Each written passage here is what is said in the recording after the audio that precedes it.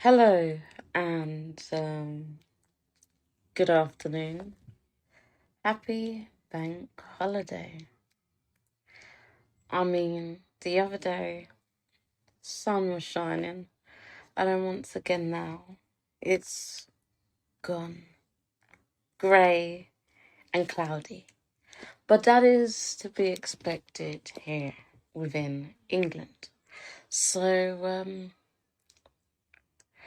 it's not very often that I get in front of the screen and do my little talks as such about life, about resilience and how to get through what you're getting through.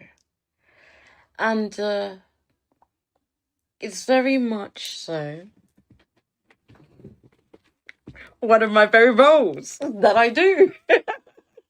But that's different when you're face to face with somebody, because as you can imagine, you're seeing a different face, not yourself, when you're working with others.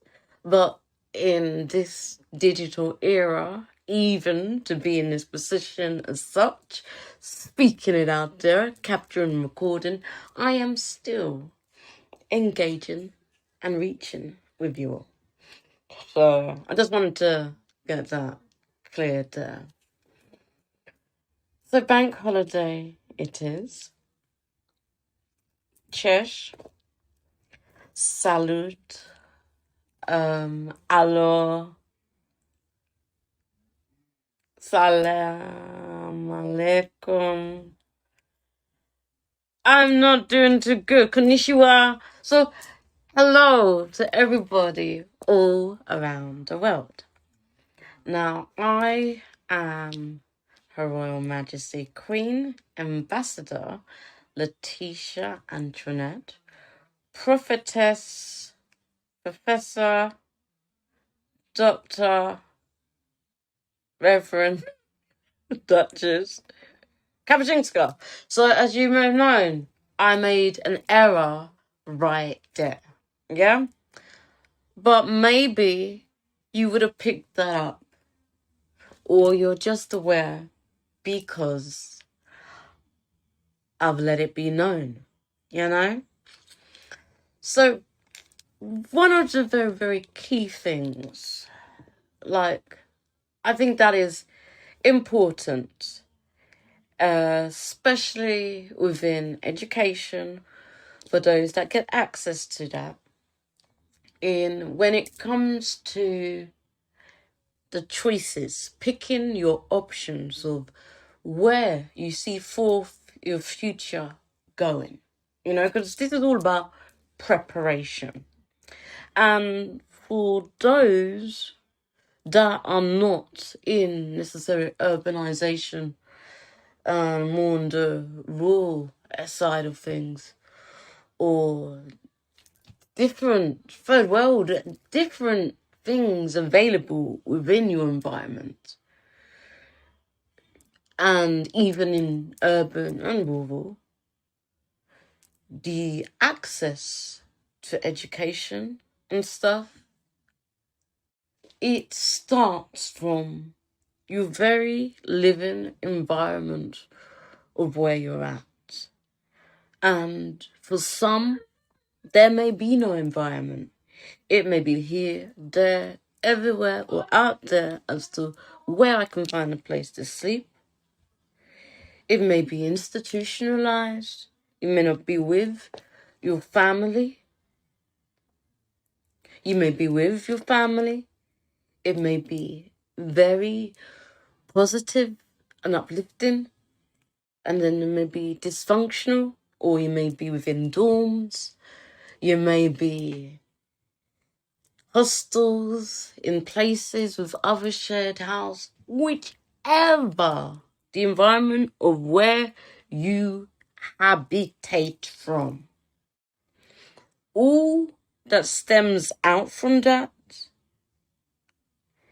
of your successes, the longevity and the sustainability of the very things that you are striving to achieve are obtainable when the habitat is clear. You feel free. You are within that acceptance phase and stage of your life. You're not in denial. Oh, I don't do this. I don't do that. I'll never do this.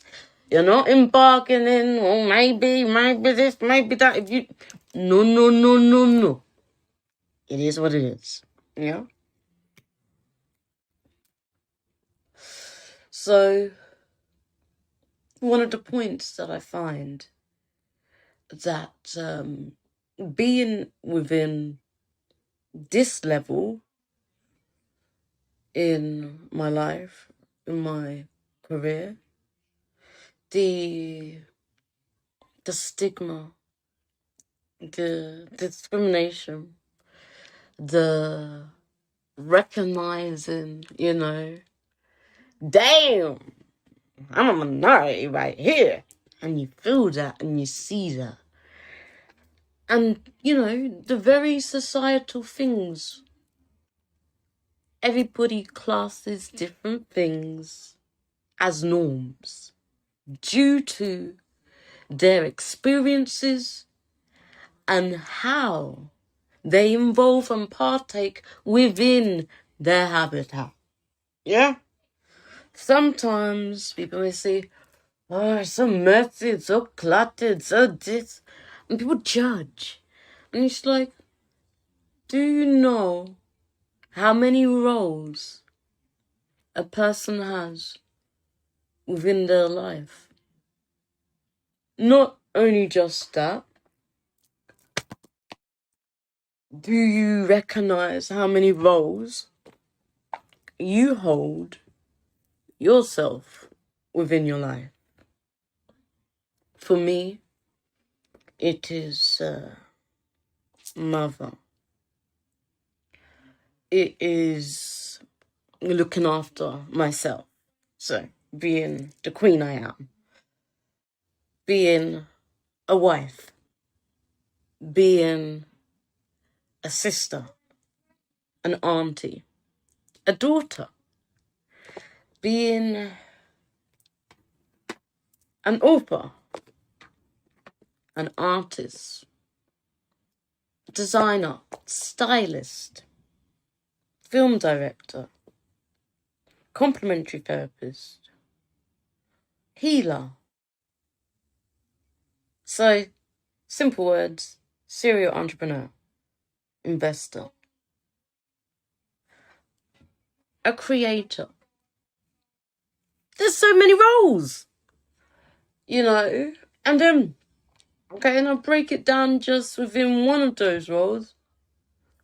How many responsibilities it takes for you to manage you, to get yourself up out of bed, to make sure you're eating, make sure you wash yourself, make sure you try to do some exercise, socialize, rest if rest is what's needed, work, chill, dance, explore, speak, perform, a little jiggy here. How many responsibilities is there to maintain your upkeep of yourself? And it's just like, yeah, let them judge. Because at the end of the day, it's you being you. And only you know what is true for you. Some can understand and resonate due to their own experiences that they have experienced within their lives. Because some may not have had such experiences. At times they may come across as either dumb-witted, bow and idle, or selfish. And so, no. They don't know that type of life that you've lived. So try to be patient with understanding that's the way you live, that's the way I live, and then find a balance. And there's that shared interrelatedness. We can always learn from one another. Okay? So, this is a little session. Random as you know I am. Restored. So, I'm going to find, as you know, open it up to chapter. And from whatever chapter that is, of what I have spoken with yourselves just now, let's hope it further resonates and brings a clarification. Oi. So we got 2 in 1 here. And I think that, well, this is my book, by the way, Restored, Madame Kapuscinska. I'm terrible at promoting, but I try. And don't watch my to-do list, yeah? Yes, darling? I shall. I'm doing my little recording at the moment, waiting for it to defrost a little bit more. Okay?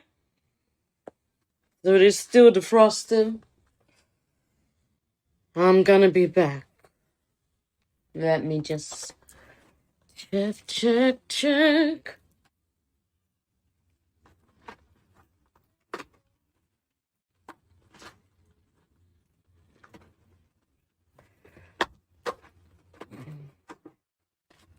Got all of this barbecue stuff, thinking, yeah, gonna have a nice little barbie on the thing, but it's like, I want sunshine with it.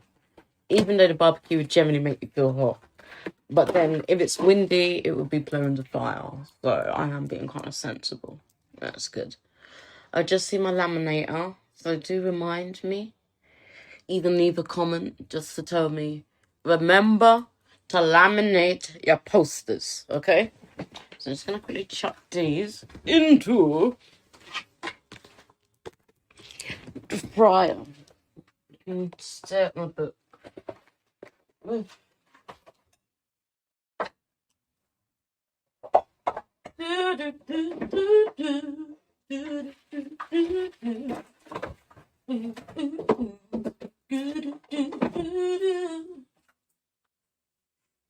That is that. Alright.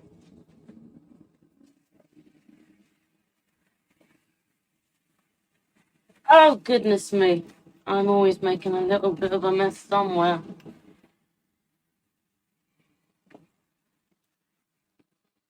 Oh my god. So I had opened that up on near deaths and rejections. So now it's like, did I interfere or was that all part of the process? So I'm going to go with that was just part of the process. I have now opened a page onto journeys. I really didn't want to go on journeys, but hey. We are definitely on a journey. Definitely. I would really love to find where my glasses are. It's straining my eyes. I want to be doing that. Alright.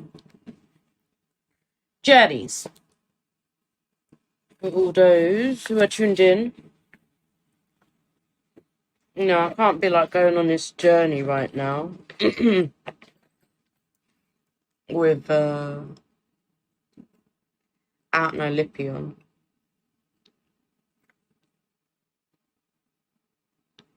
Yeah? Gotta look good on our journeys. Alright, this one is Lemon Luck, one of our lip glosses that we just put out there. It's Candid. Don't know this color. Oh, it's really bright on me, isn't it? We're still on a journey right now. I'm on a journey with my lips. And I got it all over my teeth. Sorry. Why am I apologising about my own lipstick on my teeth? I don't know. Anywho. Journeys. I do find it hilarious, the journeys to work. You observe and see so much without realising it. The young generation that still rocks with half the backside showing through the trousers cracks me up, because by the time they leave the train to try to get to the next destination, they are busy putting up their trousers so they can walk properly and just wear them properly in the first place. Goodness knows what truly is proper anymore, just like it is normal nowadays. All those things are kinda on the boring side. So what is happening on the tube this morning of my fascinating journey of the day? Majority are on their phones. A few are with their headphones, listening to God knows what. Some are reading the paper, and quite a few are staring into space of the day, thinking, contemplating, and wondering how their day is going to be. I was thinking, should I have done that? Was that the right choice? Some have sadness in their eyes. Where is my life truly going? Some have defense in their eyes. Like, why the heck are you looking at me? Another is wondering why and how I am still alive. There are not too many glimpses of joy. But then I see one person with a gentle smirk as he texts away. I really don't know what reception they have under here on the underground. I guess we all would rather our eyes be busy doing something than capture the look of another set of eyes opposite us. Because what do we say to strangers in the morning when they are crowded and still waking up for the day? I just passed Caledonian Road. I need to get to Holborn. I'm hoping I get to my changing station in good time on my second day of work. I don't want to be running late. It does feel strange in a good way to have a new position. I feel like it is necessary to have to take some work home so you can check what the day ahead is looking like. King's Cross St Pancras is such a busy stop. Everyone who has joined the tube can now hardly move. I'm grateful for my chair. I wouldn't really think of myself as much of an author or writer, but I guess that is exactly what it is. Writing the thoughts that come to your mind and having them in some kind of pattern flow that keeps a reader reading. You know what I mean? Oh, that is nearly me. One more stop to go. I think I will be arriving at the perfect time. No, just perfect. I predict I will, as the options and time are showing strongly that it is a good possibility. I was even trying to, but it was the intention that mattered, that helped me get on my way. Positive vibes and a positive mind. I enjoy this way of thinking. It seems more healthy and clearer. So, Holborn is just a busy station in the morning to change into. I get out, trying to do my change to the central line, feeling a rush of anxiety. My heart is beating so fast. out of my chest, along with a sense of excitement about the day being amongst the rush of people and the eagerness of the journey to be somewhere on time, amongst possibly like-minded people, striving and trying to achieve it. Just going with the assumption that the majority are on their way to work, to study, to the hospital, to help someone, to visit someone, to get up to mischief, whatever it is, they're on the motion of doing. The doing is what helps us be productive and get things done in our day. But yeah, rest assured as I sit, the heart is still pumping like crazy, because those sounds of the tube get me differently. Journeying on the tube isn't anything of relaxing, but stimulating in a strange way of curiosity and anxiousness. Praying nothing goes wrong, nothing goes strong whilst on the journey to A to Z. Sometimes it is easy to drive away from the focus of what you are trying to obtain, while you get occupied with other things. It is important to bring yourself back to the center. One more stop to go. Like I said, I will arrive in good time. I could have gotten away with not walking up the escalators, but I guess I feel the need to get to the loo, too. Why is that also the case when traveling? It's not like I was drinking along the way to get here. Guess that coffee I had this morning has run its course. I feel so tired. Time for a top-up, I think. The hustle and bustle of just trying to survive is just so trying at times. I mean, the survival of being able to afford a roof over your head, food in your belly, kids, and household clothing with heat and energy to supply the premises, whether you have a disability or not. But mine is with me, both physically and mentally. Trying to return to a stage you once were at by trying to allow your body years to recover, recuperate, and heal, and realizing that the only way to heal and recover is to get back into action.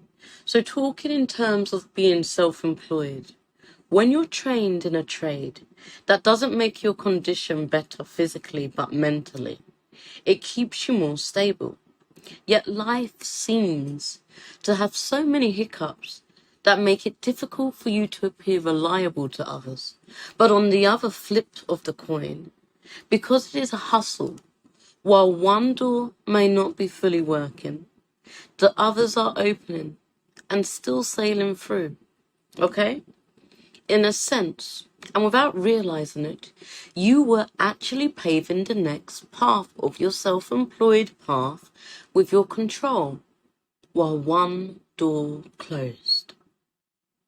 I try to work at least a day in a clinic, treating people with manual therapies, and the other days in and out of care home, providing treatment for those less able to move. Ask me which one I prefer.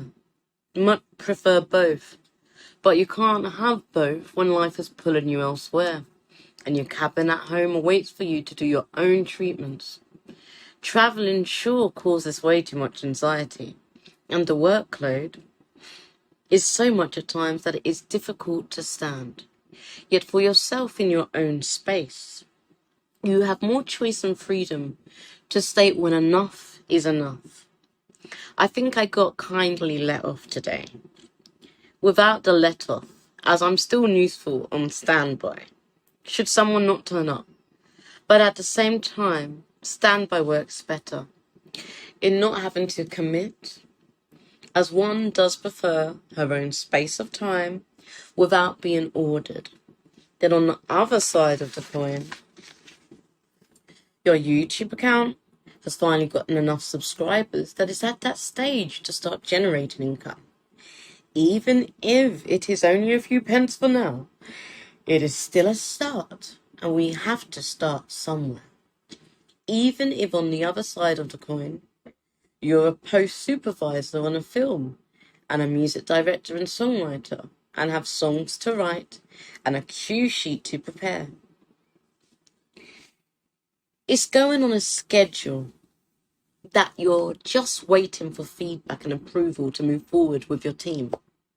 Even the morning started with an offer for an interview about how a wife and mother manage running a business by themselves, and any tips or pointers as to how to help others.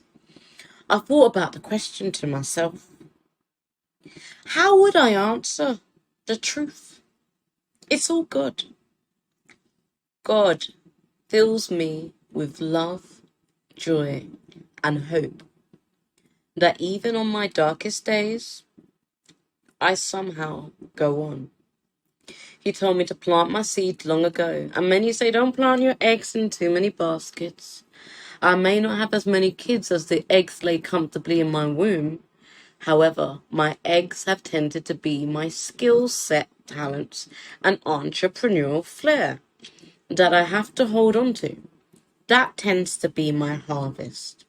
And I guess my bipolar conditions kind of keep me up and down. So I always listen to what I feel is good for me.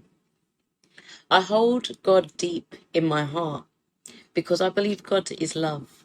And in my life, I do quite believe that the meaning of names is important and is part of your purpose in life. Mine means to bring joy beyond praise. I don't believe that means I must bring joy beyond praise into others' lives, but I believe I must know how to apply that joy beyond praise in my own life first. To me, first, that means utilizing all the gifts that I've been blessed with in the best way possible to fulfill me. By knowing how to do that, I will positively do my best to teach my family how to do so too. Early morning, 9:17, on the underground. I got up at 6 a.m., returned to sleep, rose at 7 a.m., and had some fried eggs, grilled cheese, and toast with a cappuccino. It felt good to have the strength to prepare some breakfast, to have strength and energy for the day ahead. This means some improvements are in process, in preparation, to be able to partake in the day. Some don't have the luxury of being able to get themselves up independently. I sure struggle and am incapable of doing so on my worst days. So I'm really grateful for today. I pray it's a great day, full of wonders and miraculous surprises. Do we also have bread for the burger? Yes, darling. God knows I endure and favor them. You never truly know what to say. You gonna sit down? At times when you're writing, I write and go with the flow of what comes to me, of what feels right. It feels right to live and make the most of this day. As much as I may be battling with my health and my body to stay up and focused, I can do it if I really try. Last night I felt the urge to call around a few sisterly friends to check in on them as I took them under my wing with my distant healing. So I have felt obliged to ensure that they also keeping their lives in order and fighting to keep upright and happy. As much as the obstacles they may be fighting, I too have my own. So it's a duty to ensure that I do my best to overcome them. I believe I am. I may not be able to see it, but I feel it within. It has been 4 months now without medication for the mind, so my body has been adjusting and repairing itself. I experienced setbacks, many setbacks as you know. With health issues, you can have one thing wrong or many things wrong. And at times, medication can either make another illness worse, bring about new symptoms, or even improve things. I had new symptoms, and things were getting worse. It was ridiculous. Really, I think it was a clear sign that the medication was not the right one for me. When I find that medication is not working, I return to the route of alternative medicine, which starts with the what am I digesting into my body? What foods are good? And what social interactions are healthy? Hey baby, Jesh. How am I responding to situational causes? I reflect to improve, and other times I'll break down and cry or wallow in self-pity. Then further into depression and further into the physical capabilities of my body. Just giving up. It is a tiring but unfortunate cycle. But sometimes, or most times, cycles are purely to help you learn about yourself. Day of operation, umbilical. It's been a long time since I gave in to surgery after being advised otherwise. I sit waiting patiently. I just saw the anaesthetist, who's advised I may be sick afterwards. I'll be knocked out and prescribed morphine. I think morphine, how I miss this dear friend. I literally had a deeper relationship with medication than I do with people. How deep a pain it can reach versus how much one can cause to you. Nurses are laughing and doctors are smiling. There are positive vibes in this ward. Better doctors are happy than miserable when operating, I think. Happiness brings out that passion even more than the love of the job. Worried I am of the after effects? Will my throat hurt? If only I could record this experience. I'm always curious about what goes on when one is put to sleep now. But no, I shall go to La La Land. Think positive thoughts. That maybe my pains and difficulties are going to be eased up humongous. My son did not want me to have surgery. I understand that may have been the father's worry too. I write as if I'm not going to make it.